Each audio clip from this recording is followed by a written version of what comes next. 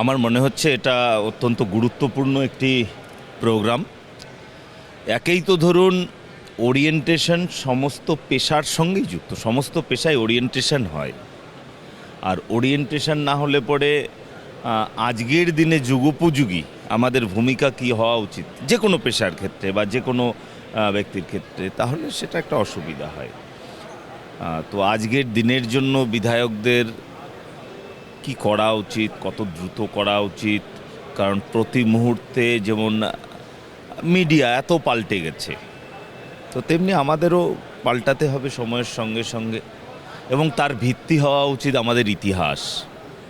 তো আজকে সেই সমস্ত বিষয় নিয়ে আলোচনা হচ্ছে। তারা বিশিষ্ট ব্যক্তিরা যারা ভারতবর্ষের এই মুহূর্তের মানে শ্রেষ্ঠ পার্লামেন্টেরিয়ান যারা আর কি, এবং বেশ কিছু রাজ্যের স্পিকাররা এসেছেন, তো তাদের কাছ থেকে এই বিষয়ে জানা এটা সৌভাগ্যের ব্যাপার মনে করি আমি।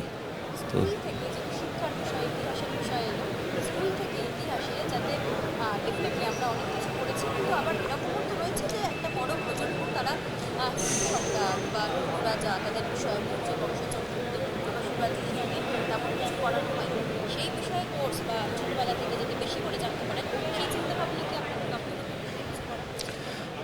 দেখুন, আলাদা করে বিশেষ কোনো চিন্তাভাবনা নেই।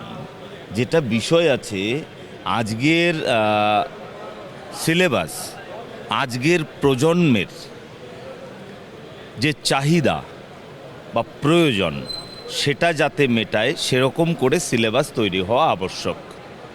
আমাদের স্কুল শিক্ষার ক্ষেত্রে সিলেবাস নির্ধারণের জন্য একেই তো এনসিইআরটি আছে, ওদিকে এদিকে এসসিইআরটি আছে, কিন্তু তার সঙ্গেও আমরা প্রয়োজনে বিশেষজ্ঞ কমিটি আমরা তৈরি করব। সেই কমিটির রিপোর্ট খতিয়ে দেখে আমরা আজকের শিশুর প্রয়োজন অনুযায়ী আমরা আমাদের সিলেবাস রচনা করব।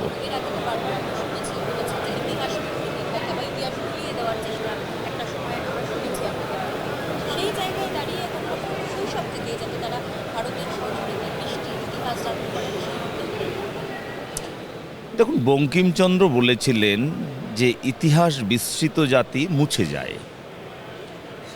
তো বাঙালির সম্পর্কেই মূলত বঙ্কিমচন্দ্র চট্টোপাধ্যায় এই কথাটা বলেছিলেন, এবং আমরা বিভিন্ন সময়ে নীরজচন্দ্র চৌধুরীর কাছেও এই ধরনের কথা শুনেছি। বাঙালি বারবার ভুল করে যায়। তো যাই হোক, অনেকে অনেকভাবে বলেছে।